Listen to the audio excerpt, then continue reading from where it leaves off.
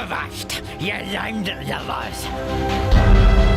Ahoy, mateys! I be James Andrews, raider of areas here and thereabouts. Shiver me timbers! The she blows! Over yonder be the Verde Island Passage. Heave-a-ho! Sama kayo sa biyahe ko!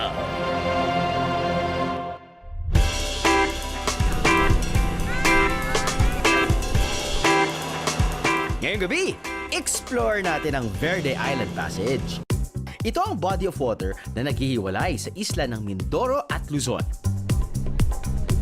Ito rin ang isa sa sinasabing busiest sea lanes sa Pilipinas dahil ito ang pangunahing daanan ng mga barkong bumabiyahe mula Maynila papuntang Visayas at Mindanao.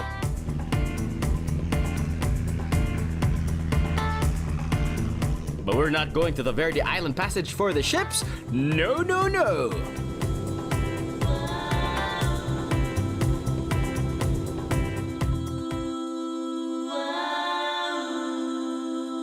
Alright mga biyero, mula Batangas Port, we took a boat, just a 1-hour boat, tapos nandito na tayo ngayon sa Sabang, Puerto Galera. Now, hindi final destination natin ang Sabang, Puerto Galera. Ito lang yung magiging gateway sa pupuntahan natin, which is the center of the center of the center of marine biodiversity.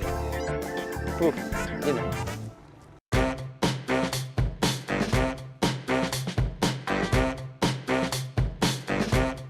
Ang Sabang Beach ay matatagpuan sa hilagang parte ng Mindoro. 11 kilometro pa ang layo nito mula sa Party Central ng Puerto Galera, ang White Beach. Alam niyo dito sa Sabang, it's my first time here by the way. This is like a row of scuba diving resorts and shops as well. Actually, this episode is just purely scuba diving. At nandito tayo ngayon sa Sabang kung saan the gateway to the center of the center of the center of marine biodiversity. To my left, you can see Batangas. Huh? Alam naman natin, Anilao is a top destination, a scuba diving destination, not just here in the Philippines, but also around the world. No? And then dun sa kabila naman is Isla Verde. And right between, yan yung tinatawag nilang Verde Island Passage. Okay? And it's very famous pagdating rin sa mga scuba divers dahil marami daw makikita dyan. Karamihan daw ng mga turistang bumibisita sa Sabang Beach ay foreigners. At ang dahilan ng kanilang pagbisita, syempre ang mga nagagandahang ditong dive spots. Meron daw mahigit 30 dive sites na pwedeng mapuntahan mula sa Sabang Beach. May kanya-kanyang panghalina ang bawat dive spot na to, pero isa ang sigurado. Hitik na hitik ang mga ito sa iba't ibang marine life. Ang una nating dive site ay malapit sa Sabang Beach mismo, ang Sabang Wreck.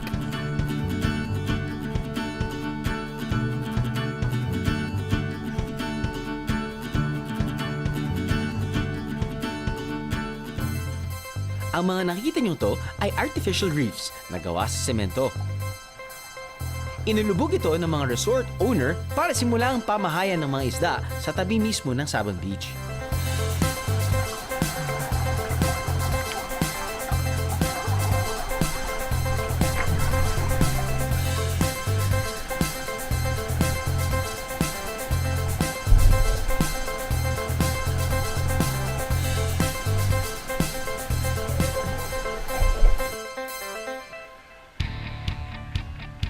Ilang luma at sirang bangka rin ang pinalubog dito para magsilbing artificial reefs.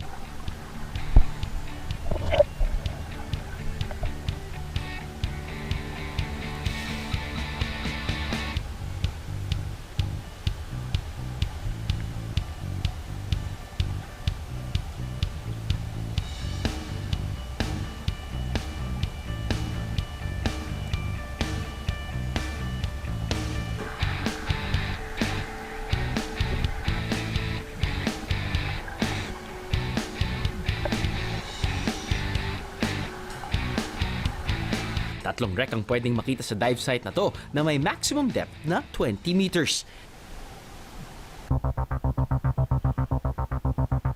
Dito, maaring makakita ng iba't ibang klase ng isda tulad ng stonefish, moray eel at iba pa.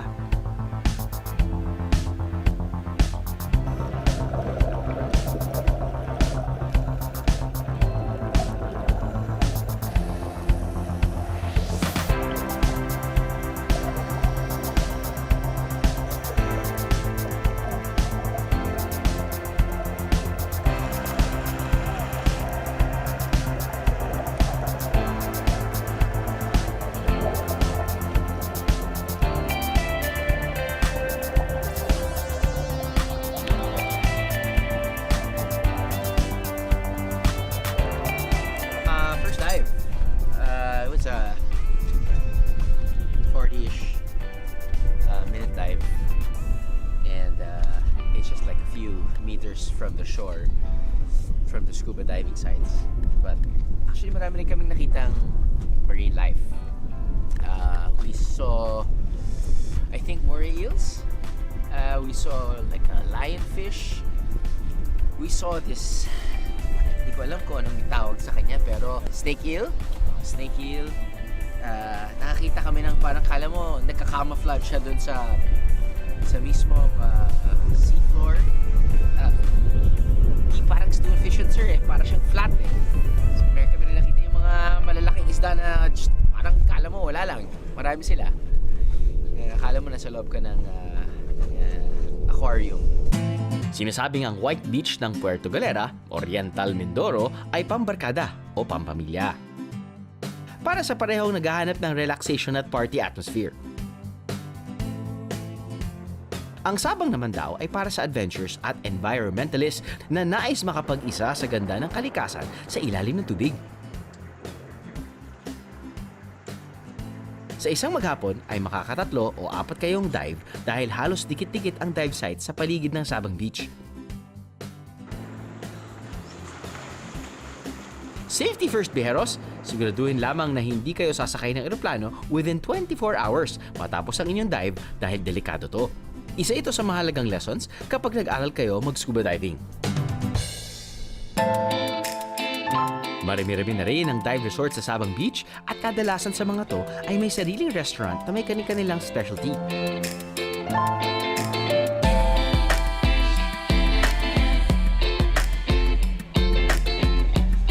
Tulad ng tinuluyan naming resort. Kung nag-dive ka ng 3 beses worth 40 minutes each, kahit anong ilalapag sa harapan mo, masarap. Unahin na muna natin sa kanilang chicken tikka masala. Apparently, it's not just Indian cuisine. It's like a fusion British-Indian cuisine. Medyo warm. No! May gata! Hangout to ng maraming foreigners, scuba divers. Definitely not just local scuba divers, pero parang majority foreign. So, you know it's really a top destination when it comes to scuba diving. At the same time, I guess when it comes to food, chicken tikka masala, panalo. Oo. Kumusta yan? Ba't ikaw lang ba yung nag-dive? Dada ka lang ng dada eh. Gutom na din ako. Anyway, ito yung kanilang roast beef. Mga biyaros. Yeah, pwede rin. Sarap din yung akin. Minsan ganda ako sa bahay, kaya nakakausap yung sarili.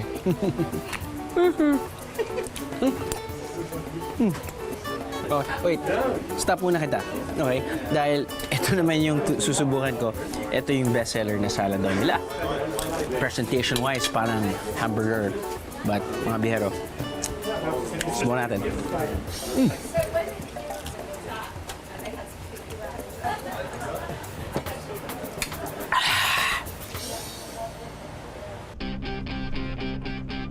Kung kanina ay pinasok natin ng isang wreck, isang butas sa gitna ng bato naman ang papasukin natin sa ating second dive.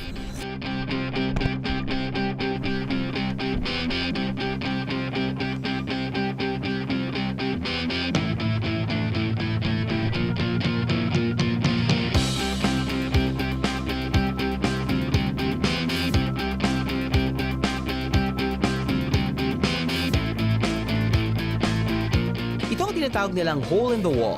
Mararating ito 15 minuto mula sa Sabang Beach.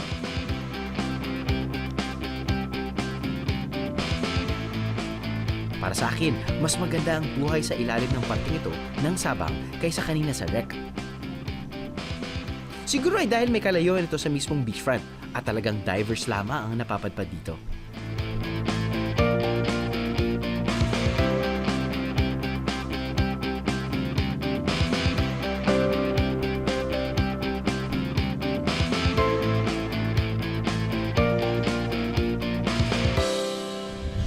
Lahat yata sinipot dahil medyo malamig yung tubig sa dive number 2!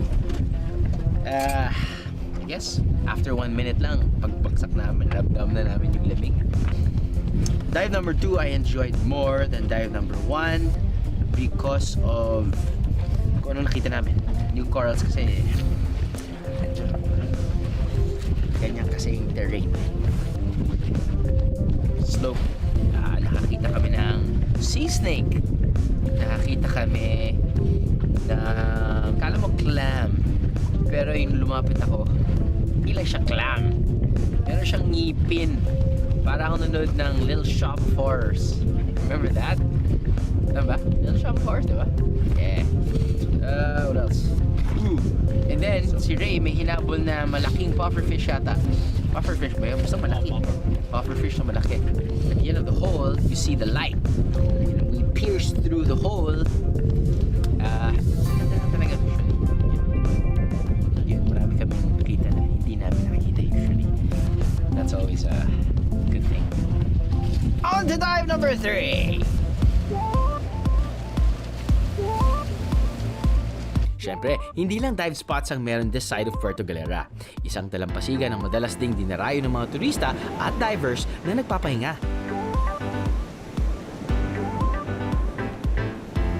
Ito ang tinatawag na Long Beach.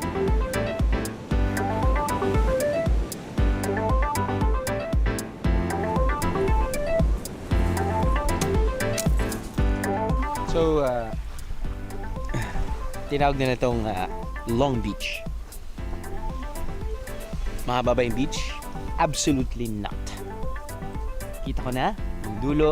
From here, dulo to dulo. Kitang-kita talaga. Pwede kong takbuhin. Siguro abutin ng 25 seconds. Ba't nila tinawag ng Long Beach? Hey, hindi ko alam.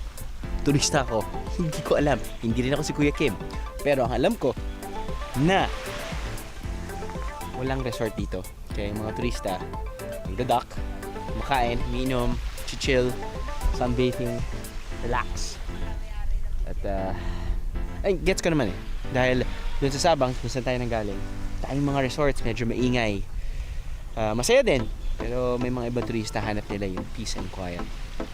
At feeling ko mahanap nila yan dito sa Long Beach. Kaya Long Beach? Baka naman Ilong Beach.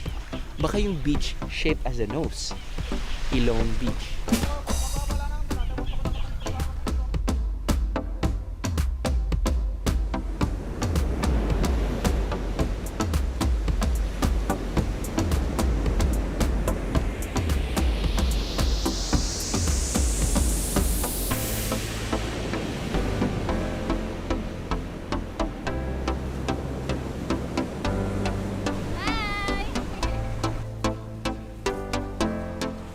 Sa dulo ng Long Beach, may isang nakatagong kuweba na nakaukit sa mga bato.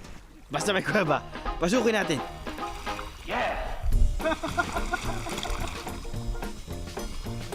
Ay, ano ba yan? Yan yung totoong leader. Kapag sugod, siya yung una sa sabak. Ganyan ang aming producer. Ngayon, hindi namin alam kung buhay pa siya. Nalunod, hindi namin alam, hindi siya sumigaw. Pero ang importante, nakakuha siya ng footage. Yun yung pinaka-importante. Sana lang, naiwanan niya yung camera somewhere para mahanap namin. At siya, ayun, buhay pa! Buhay pa!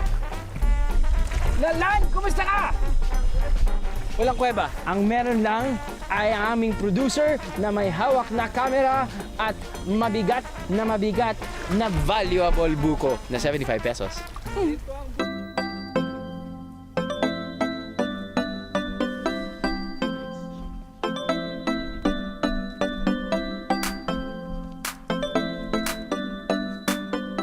Ito na kuya. So ito po yung aming underwater cave na pinagmamalaki po ng Puerto Clara. So pwede po siyang pumasok sa loob. So may ladder po siya na papunta sa ilalim. So Pwedeng lumangoy yung mga tao. opo, pwede po siya mag-swimming, pwede po yung mag-picture taking. Meron din po siyang exit point na papunta po dun sa Punta Beach. So Pwede po ka rin pumasok. pumasok doon. Pwede rin po siya mag-start doon, papunta naman sa cave. So yung iba po, umakit na sila dito pag kung ayaw na nila mag-swimming sa loob, so dito po sila mag-exit.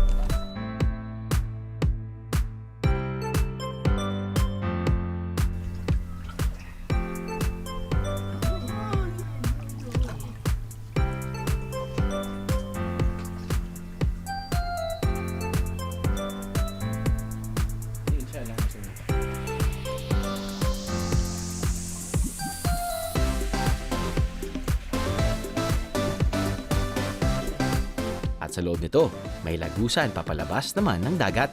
Mag-ingat lamang mga biyahero dahil matatalas ang mga bato at baka maipit kayo sa ilalim ng mga to sa inyong pagsisid. Ano? Sama kayo sa biyahe ko? Hindi drone. Hindi drone. Kapos. Ano? Sama kayo sa biyahe ko?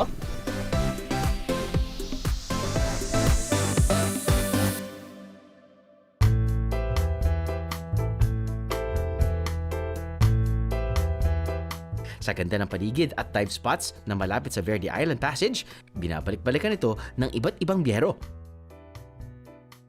Tulad ng nakilala naming mga diver mula sa France at Belgium, sinaluhan nila kami sa masarap na kainan at kwentuhan sa isa sa best-selling restaurants ng Sabang.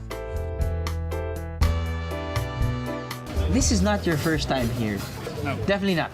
Yeah. This is your The second, third time. for me, yeah. And for me, the fourth time. In Sabang, this is my first time. Okay. And I feel that you guys are more experienced than I am in terms of the feel and the culture of the place and the diving sites because you've been here lots of times and how many days? Yes. So I'm sure you already know the type of food that you order. Yes, more. yeah. But still, there are things which we never tried. You never tried. Yeah, But okay, yeah, let's start yeah. with the But- things that you tried already here in Tamarind restaurant. we enjoy some Okay. nice food, nice fishes too, fresh fish.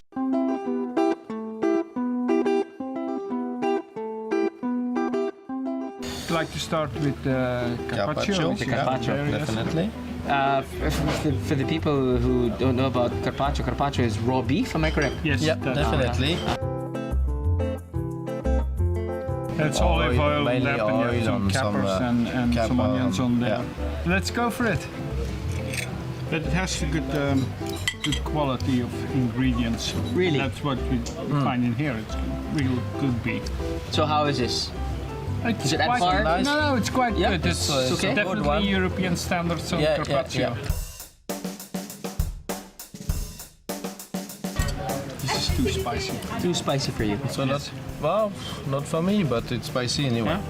I feel like we're in a cooking show, really. I All Filipinos eat quite spicy. spicy. Yeah. Yeah. This is a kind of beef, yes, but it comes from a buffalo. You guys have buffalo meat. I never tried it before. I will Chef just cook. serve you like this. How Filipinos do it. And then I will ask for your plate. Yep. There you go. Oh, it's quite nice, that one. Thank you. Yep.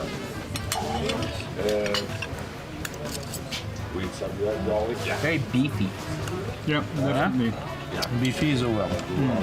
When you compare Puerto Galera in terms of diving Yes. to the diving sites that you've been to, besides the macro, what makes it special? It's quiet. Here in Sabang, it's quiet. It's really quiet. There's no car, nothing, no disco.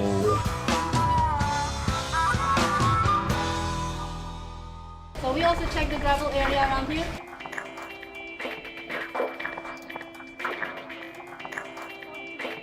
For low air, signal is this, okay? Bukod sa pagkain ng hapunan, may iba pang pwedeng gawin sa gabi sa paligid ng Sabang Beach. Night dive!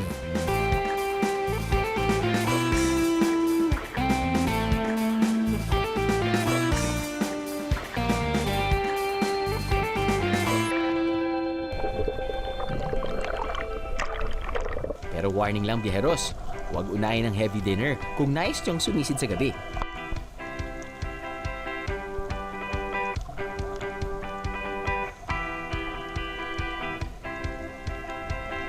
Isang kakaibang experience rin ng scuba diving sa gabi.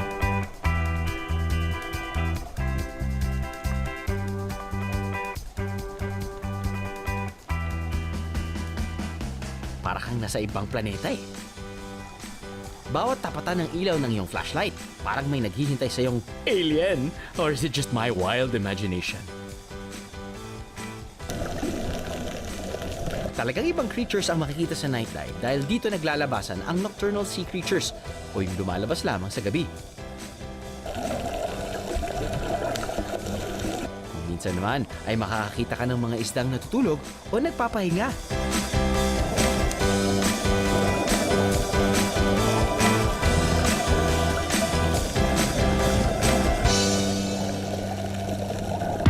Ang Verde Island Passage ay matatagpuan sa pagitan ng isla ng Mindoro at Luzon. Sa kabuuan, meron itong humigit kumulang 1.14 million hectares at dumaraan sa mga probinsya ng Mindoro, Batangas, Romblon at Marinduque. Sinasabing dito matatagpuan ang largest concentration ng shorefish o yung mga isdang nabubuhay sa hindi gaanong malalim na parte ng karagatan. Sinasabing center of marine biodiversity sa buong mundo ang Verde Island Passage.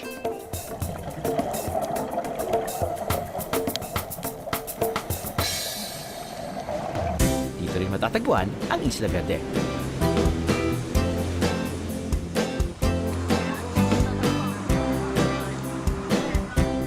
Mula Sabang Beach ay halos 1 oras ang biyahe papuntang Isla Verde.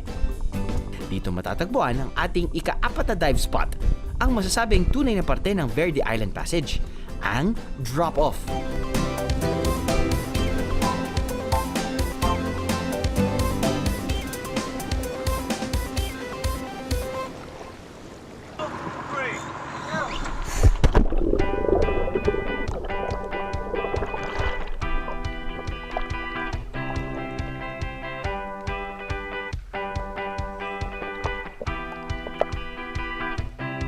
Tinawag na drop-off ang dive site na to dahil para itong isang matarik na bundok na nakalubog sa tubig. Sa gilid ng underwater mountain na to kayo magda-dive.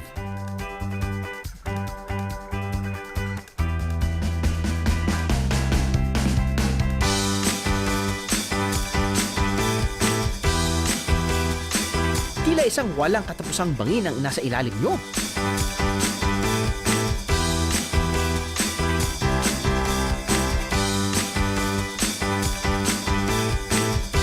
Buhay na buhay at malinaw na malinaw ang tubig sa parting ito ng Verde Island Passage.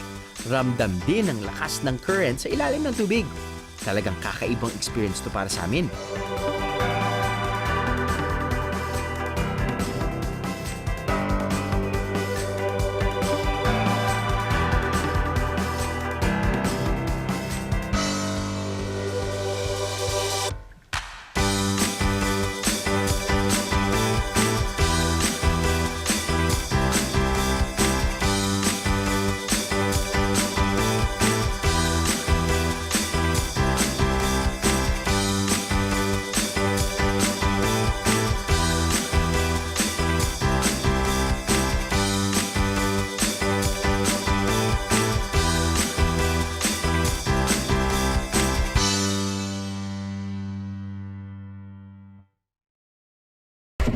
Kakatapos lang namin ng first dive, day 2.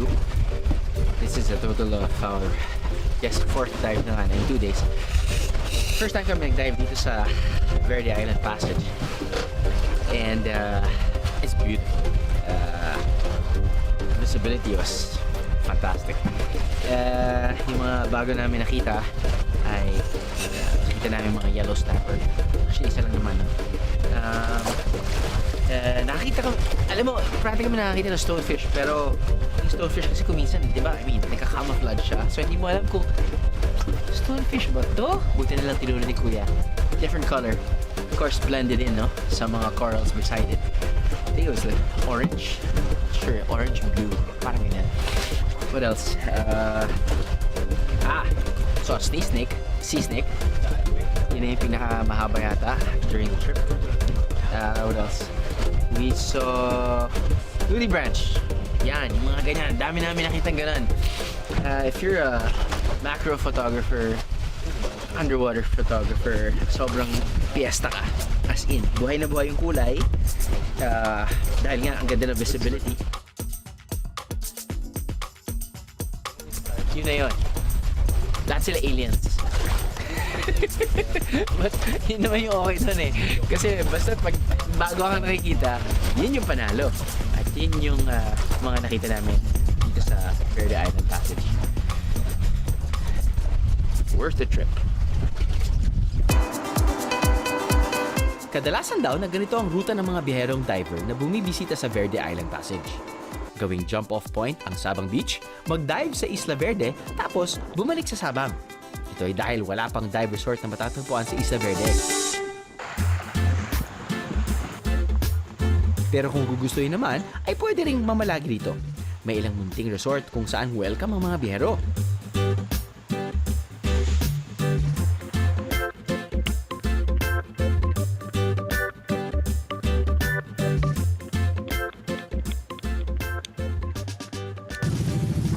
Ito, nagre-revolve ang buhay natin dito sa Island Life.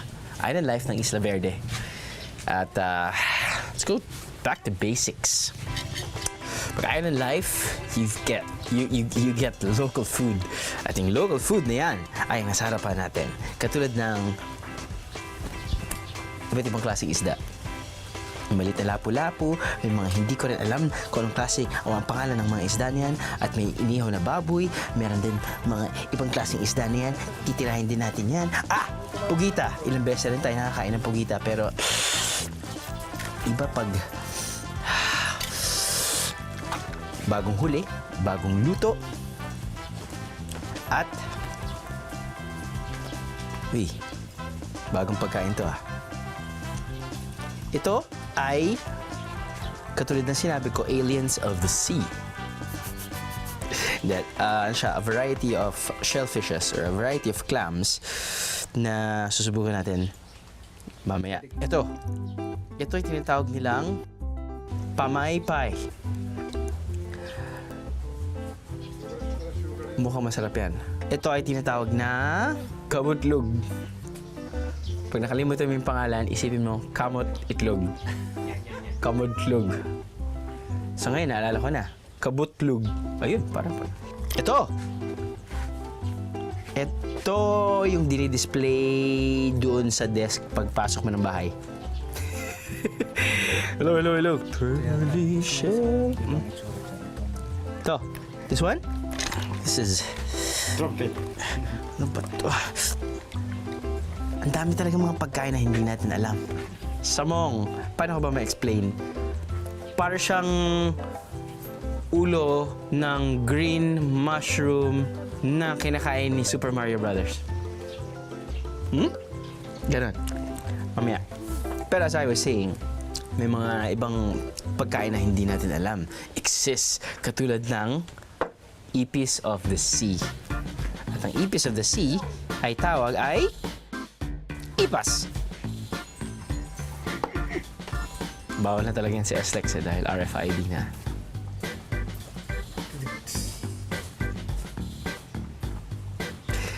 Anyway, kung paano kinakain to, papakita ko sa inyo mamaya. 3 lang muna dahil hindi ako ganun ka-adventurous.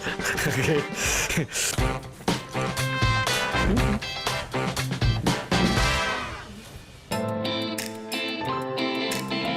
Yung tutulugan natin ay sobrang simple. Walang electricity kasi dito sa isla. Pero may generator na ina-activate nila from 6 p.m. to 9 p.m. But hey, when your view is this beautiful, you don't need electricity.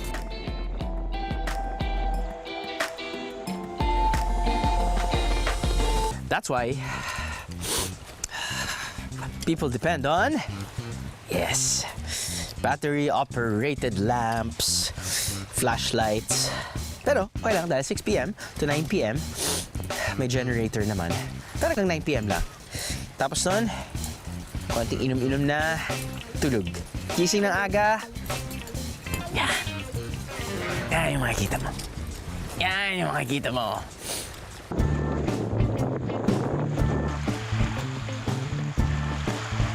Siyempre, katulad ng pinakita namin sa inyo, yan lang mismo ang Verde Island Passage kung saan wild ang marine biodiversity. As you can see, towards north, that's Mindoro. Saan tayo nang galing? Batangas, sa likod nito. Ito ay shade. Dito kakain ang pugita ng mga pagkain na pamilyar sa akin, ng mga pagkain na hindi nakakatakot. Pero okay, dahil sulitin ang bawat bahay, sabi nga nila, ano bang klase to? Ano bang klase ng galing planeta? Okay, anyway, ito yung ipas. Ipas. Ang bilis pala. Ipas ay kinakain lang. Galing yan sa ano, kinukuha nila sa buhangin. At kinakain lang ng parang ganito.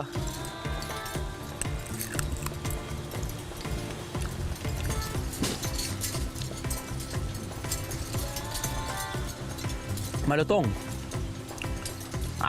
Yak ko na. Lasa siyang crab na maliit. Alimasag. Na pagkakainin mo buo, ganun. Interesting. Back to Pugita.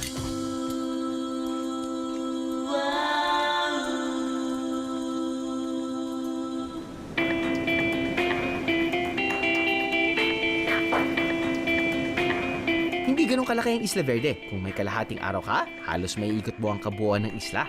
Maliliit at halos pantao lamang ang mga kalsada sa isla. Saktong-sakto para sa mga single na motor o habal-habal.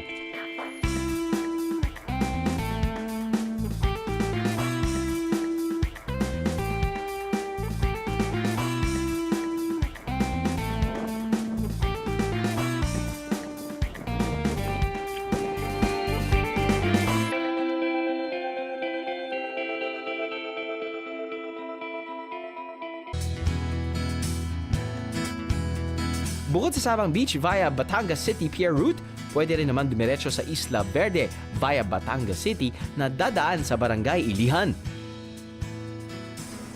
Pero bago ka pa makarating doon, isang perfect stopover ang madadaanan mo. Ang isa sa pinakalumang resto sa Batangas City, ang Lutong Bahay sa Sawali.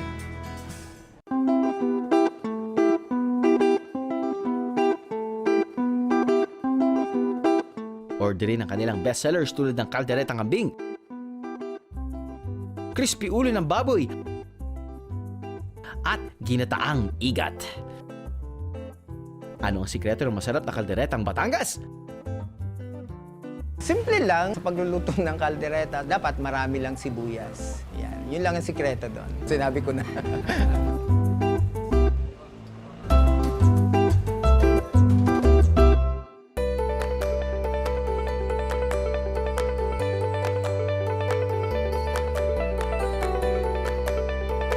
Tatawid naman kayo ng mahigit kalahating oras para marating ang Isla Verde. Ang Isla Verde po ay isang magandang tanawin at magandang pasyalan. Dito po ang mga tao ay nagagawa ng banig, nagtsatsampoy.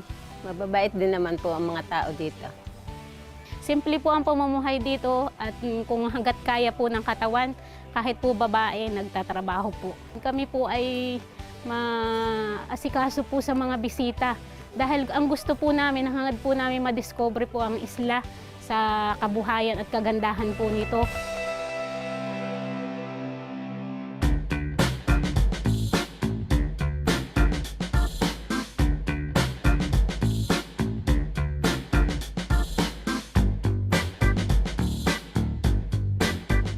So, tinanong ko kung maraming sampalok dito dahil feature namin maraming delicacies na gawa sa sampalok. Nalaman ko na pangalan pala ng lugar ay Sitio Sampalukan. Wala lang. Just good information. Anyway, edi yun lang yung jump off point natin. Tikman na rin natin to. Ito ay tinatawag nilang champoy.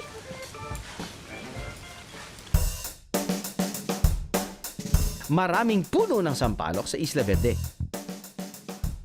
Iniipon ng mga taga rito ang mga bunga, tinatanggalan ng buto,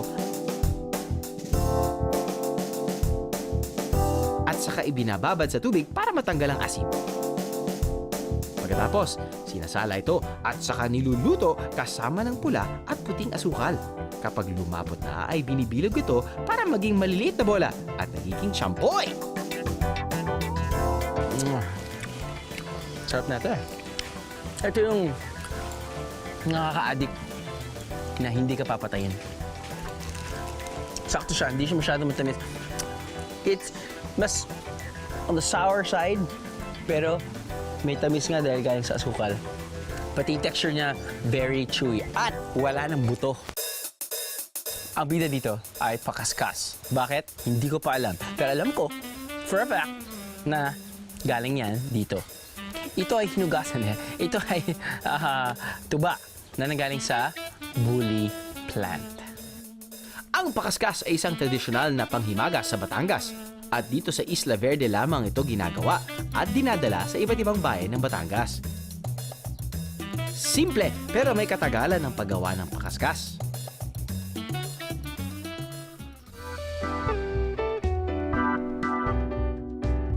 Pinakukulaan lamang ang tuba mula sa buli hanggang ito ay lumapot at tumigas.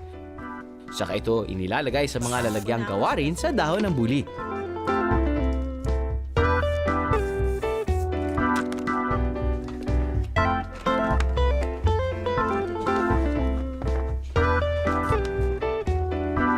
Tingnan mo ko muna. Now, hindi ko rin alam kung paano siya kainin. Pinapahirapan lang nila yung host nila. Tudulugin kita. Hindi.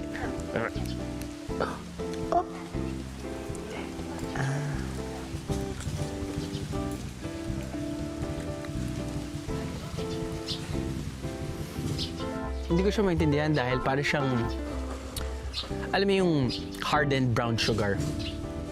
Pero alam mong may halo. Para siyang meringue. May panghimaga siya. Hardened or crystallized brown sugar, pero may something. Hindi ko alam kung nagagaling yung lasa na yun sa tuba. Back to you, champoy!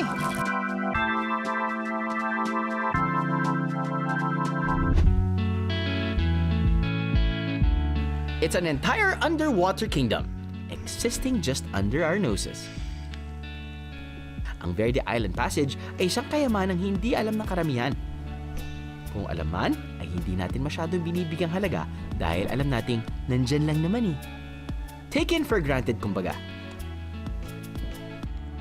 Sana ay huwag dumating ang panahon na tuluyang ang mga dayuhan na lamang ang nagbibigay ng halaga sa ganda at natatanging buhay sa ilalim at paligid ng Verde Island Passage.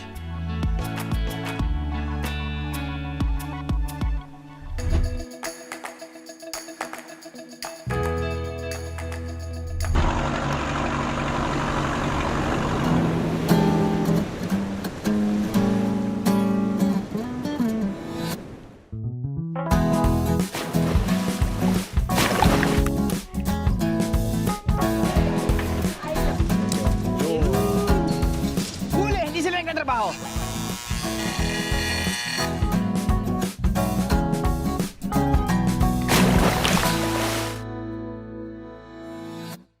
Mga biyahero, did you miss an episode? Or should I say, bitin pa ba kayo sa episode na yun? Don't you worry. Just click on this, subscribe to our YouTube channel, and then you have exclusive access sa lahat ng mga videos na nakikita nyo dyan sa baba. Plus, meron pa kami mga shorties. Dahil kung bitin talaga kayo sa normal episodes namin, meron kaming online exclusive shorties or videos na siguradong ma-enjoy nyo. Ayos na? Subscribe na dito. Let's Just click. Click! Huwag niyo na akong i-pinch. Just click.